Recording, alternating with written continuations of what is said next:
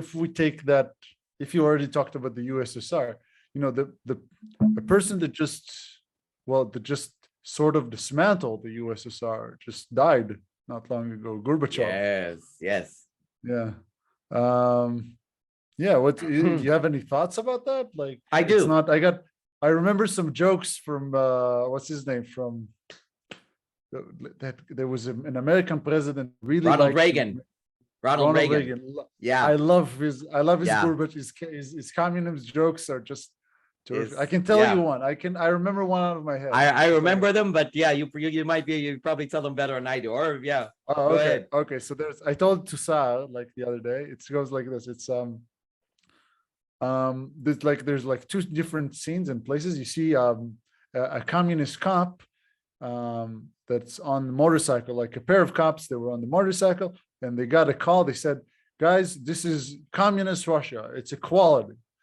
If you see a car speeding, doesn't matter if it's a government official or the whatever it is, you give them a ticket. And they said, okay, no problem. In the meantime, Gorbachev was late for a meeting, for a very important meeting. And so he told his driver, listen, you have to, we're really late for that meeting. We really need to hurry. Go to the back. I'll drive the car. I'll do everything I can. You know that joke. Okay, so Gorbachev took the car and drove up. And suddenly he gazed to these two motorcycle cops and they see the car speeding. So one of the officers just speeds up and goes and catches it up to give it a ticket. But then he turns back to join his partner. And so his partner says, why didn't you give him a ticket? The other guy says, well, I saw that the guy was too important. I couldn't give him a ticket. He's like, hey, they gave us to give a ticket to anybody. Who was it? And then the motorcycle bike says, well, I don't know who it was, but its driver was Gorbachev. Yeah. Who could be above that, huh? Yeah, there's another one that I remember. There was a communist officer. He saw his friend down the street around 8. Okay, so he was there with another soldier over there. So he saw his friend. Both of them saw his friend. Suddenly, the officer shot his friend, just like that. Just shot him, and the other officer says, "Hey, why'd you shoot him?" Well, and then the other one says, "Well, it's because of curfew. You can't be outside." But then he said, "Yeah, but curfew is like an hour." Yeah, but he's my friend. I know where he lives. He would never make it on time. Never make it on time. I don't think I heard that one. That's good. So he has several of them. It's pretty good. It's pretty good. Wow. But, you kind of gave me a wow, it's kind of an association thing. But I think one of the movies where you have like pre-crime, I think it was a movie with Tom Cruise, right, where they were starting to like this, AI technology that could predict people that were going to commit crimes, and they start. I don't remember the name of the movie, but yeah, kind of gave me an association to that. Oh, go ahead. No, that's all. So what do you think about? Yeah, cool. Oh, so what do we think about Gorbachev? I think Gorbachev was much more popular in the mainstream West media than he was in Russia itself, and I think there are a few reasons for that. Was Gorbachev really this pro-freedom? I wouldn't even say capitalism, but let's say smaller, not even small. I'm trying to be delicate here. Or not even small government, but smaller government, more pro-freedom guy.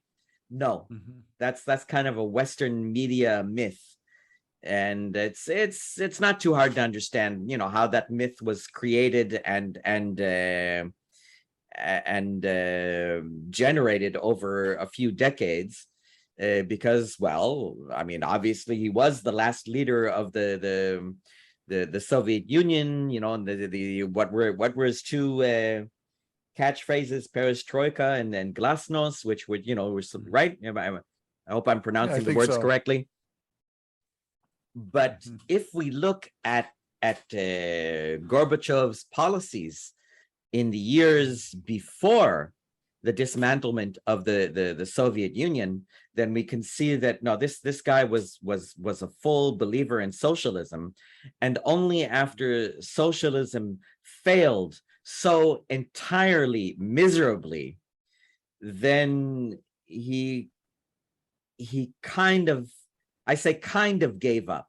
Because if we can say that maybe the one best thing that he did do was that he didn't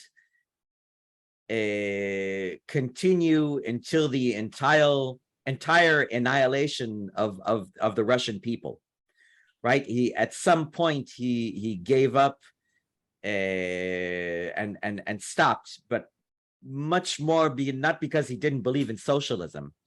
And I think even after, he may have regretted not trying more. No, see, he was still a socialist. He was still a believer, but real life, what any Austrian economist since 1920 could have told him, because Ludwig von Mises, perhaps the most important and prominent Austrian economist, wrote an article in 1920 and then a full book in 1922, entirely destroying the idea of socialism as an economic viability. So the entire Soviet experience of tens of millions of people dying, in camps in Siberia from hunger, from all kinds of horrible things, the Holodomor, and it could have been prevented. So Gorbachev wasn't this, pro-freedom guy in the true sense, but just kind of lucky to be the guy that everything collapsed on his watch, and he said, I give up, I retire. And so I think that's how he should be remembered. The guy that gave up on something that was really bad anyway. That was really bad anyway, and he gave up after he failed miserably.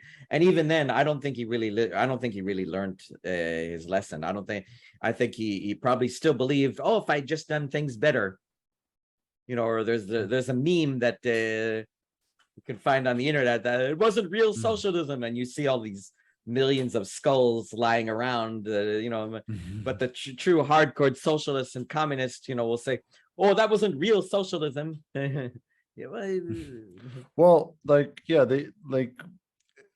100% of the attempts that were tried to construct a completely equal society have failed.